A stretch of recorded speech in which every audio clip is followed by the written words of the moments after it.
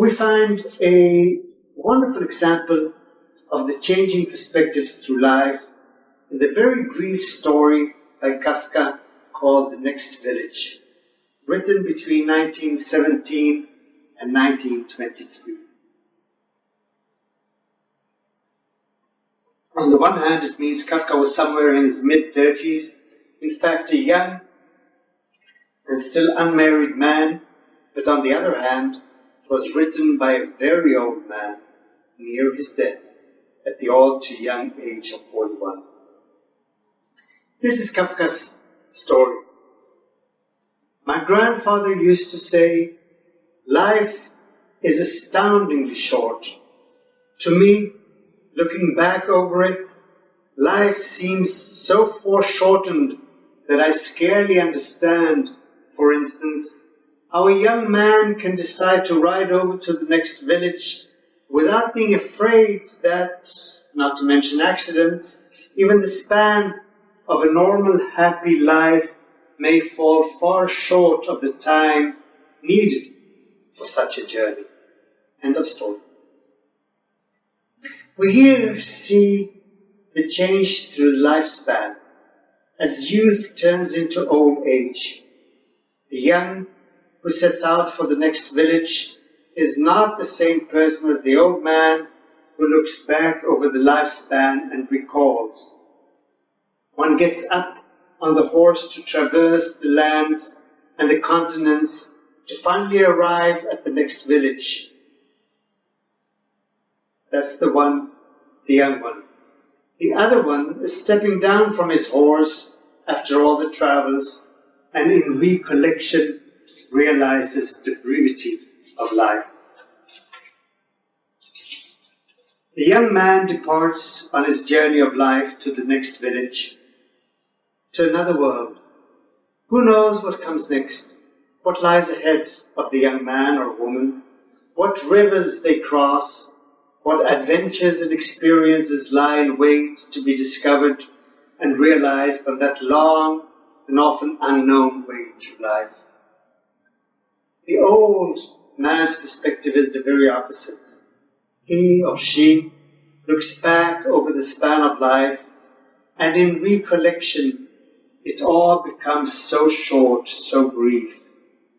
In my memory, it all fits into the tiny space of my mind, which is, of course, simultaneously even wider than all the places the old person ever traveled in the outer world. And all the years of one's life may fit into a single moment of one's memory. The essence of the two perspectives, the one is the living experience in itself, the other is the knowledge, the awareness, and the consciousness of one's living experience.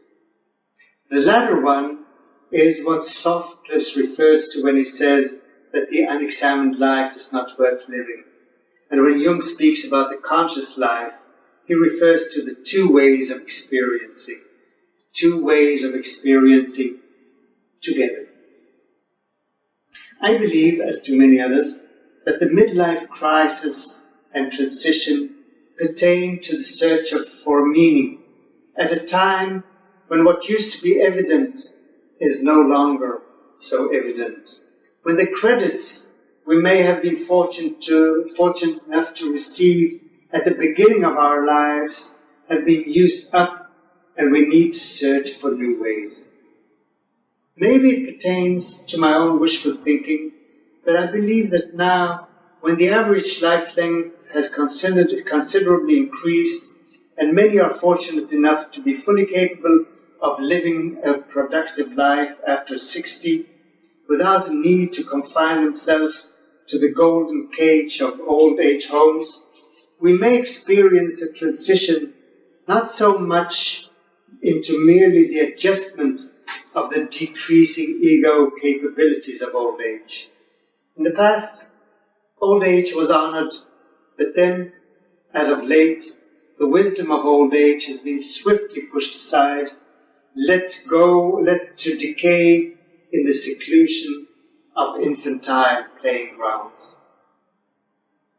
I believe that the transition into early old age provides a possible stage of productive creativity, of the freedom to raise one's voice, of finding a dynamic balance between ego and self, in which none defeats the other, in which the ego need not be defeated by the self, yet enabling the self to rise from the shadow, an age in which honoring one's fate means shaping one's destiny.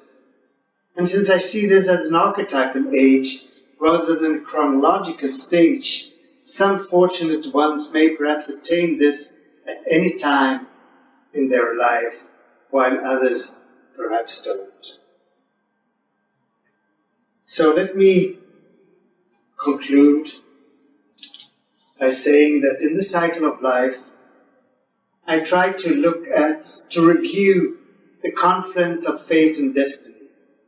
Fate, the predetermined features as spoken by the gods, as determined by our genes, constitution, the unalterable course of our life's river, and destiny, the way we travel along the river of our life, how conscious choice and the unexpected turns of the tide cross each other's paths along the river of life, the river which, as Rabindranath Tagore said, would never reach the sea were it not hemmed in by its banks.